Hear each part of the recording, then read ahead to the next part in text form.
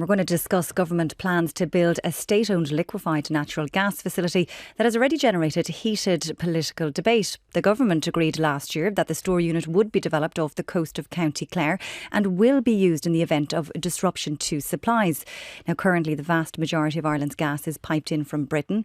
The government's view is that this gas reserve is critical to Ireland's future energy security as the state continues to transition to clean, renewable energy. Those opposed to the LNG project have raised concerns around the environmental impact and say it will go against the country's climate laws and emission reduction targets. Committee hearings on the Development Strategic Gas Emergency Reserve Bill have already taken place and it is before the Oireachtas today. So it is timely to discuss it further here. We're joined in studio by Minister of State and Fianna Fáil TD for Clare, Timmy Dooley, and the leader of the Green Party, Roderic O'Gorman. Good morning to you both.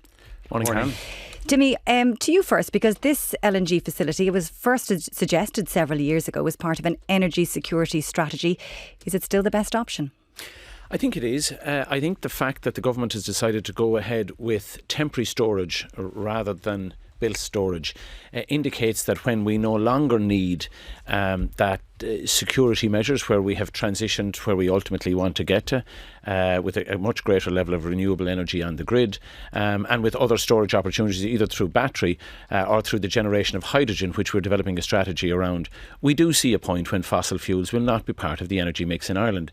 And I think we made it very clear from the start, rather than bringing in some commercial operator to run it, we wanted to have state control so that when the asset was no longer necessary, it could be unplugged from the system. So it's temporary in nature. It's effectively a ship that will be plugged into the grid down by Cahercan, and it will provide that critical piece of security in the event, an unlikely event, but yet an event, if it were to happen, that would have had very significant impact on our citizens and on our economy and indeed on the reputation of our country.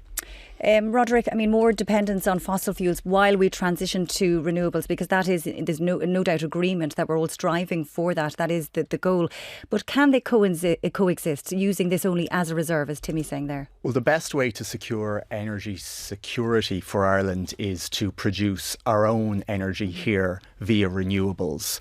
And my concern with this project is that it is locking us into the use of LNG, which we've seen from the recent war in Iran, subject to price spikes and to curtailments of supply. When the Iran war broke out, LNG spiked in price by 46% in a single day.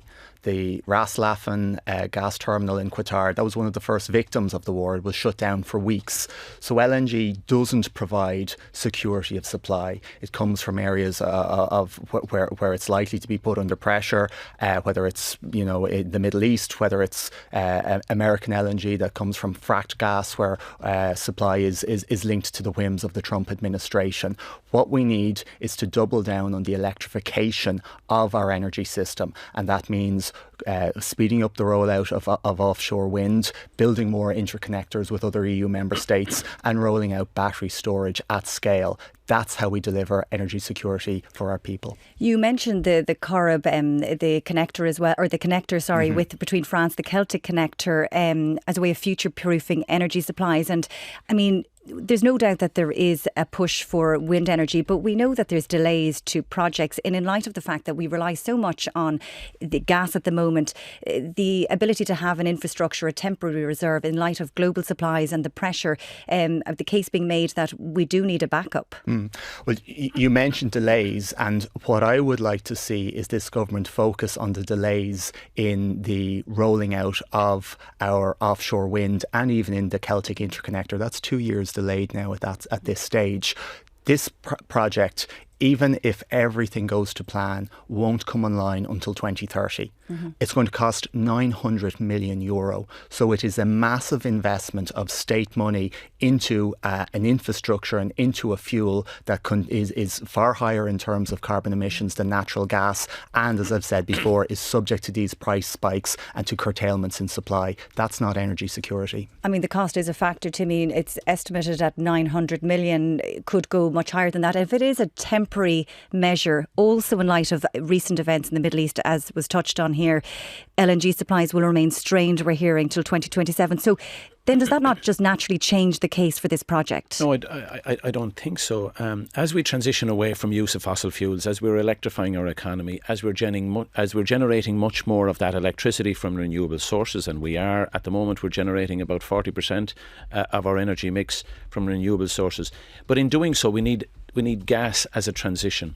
Our gas at the minute, we're dependent on the two interconnectors into the UK and a dwindling supply from the Corrib field. We cannot leave the country in a perilous state in the event of any disruption happening in those supplies. We've seen the activity of some of the Russian grey fleet hovering in waters right around Europe, with not clear intent.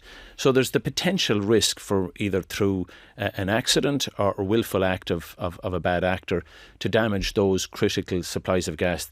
The impact of that on our economy would be catastrophic. The reputational damage that it would do, and the damage it would do to citizens in terms of work, hospitals, etc., that needs that.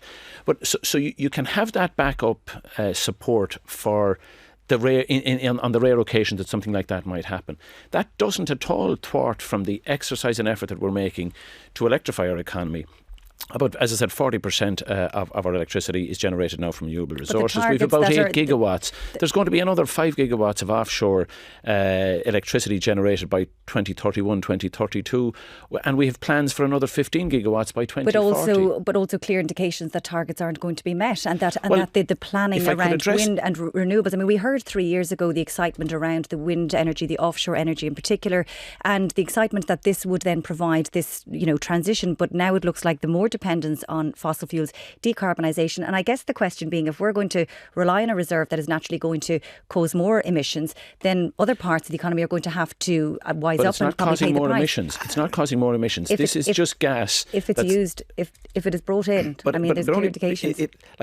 We're not increasing the use of gas. We're building a storage capacity so that in the event of some disruption to our current supply of gas, which comes through the interconnectors, that we have a number of days storage, and in the event of one of the lines from the UK being disrupted, that we can supply from this. So you do feel comfortable that we're not impacting any sort of climate obligations or going against any climate targets. Roderic, in response to that? Well, the reason Timmy is able to be confident about that is that in the bill we're debating today, there's a clause that specifically exempts this project from scrutiny under the Climate Action Act. So brand new fossil fuel infrastructure isn't being considered under the Climate Act, and that makes a mockery of the actions that are taking place all over the country to try and reduce our emissions. It's fundamentally dishonest, and it's going to push the need to reduce our emissions further onto other sections of society. And this is the third piece of legislation in 2 months that the government have put a provision like this. They put it in the Dublin Airport bill, they put it in the critical infrastructure bill. And it is a targeted effort to just try and ignore the consequences of major projects like this on our emissions targets that are already under real pressure. Can I ask then, Timmy, because there is draft legislation mentioning environmental impact assessments, but when locals in the area in Clare who will be impacted by this possible development, they were concerned by not enough consideration of the broader economic impact on local communities. I mean, how much concern would there be then for people living there and this development, this floating facility in their area? Yeah, so it has to go through a process of permitting, and today's legislation is about addressing the potential delays there. So it's critical, so it needs to be addressed. Appropriate assessments will be done by Commission Fianna, as well as the environmental impact assessments, as well as the engagement with the stakeholders in the region. Next week I'll meet with members of the local community who have concerns about the capacity of local infrastructure to meet the increased workload that will be associated with this. And all of those things can be worked out.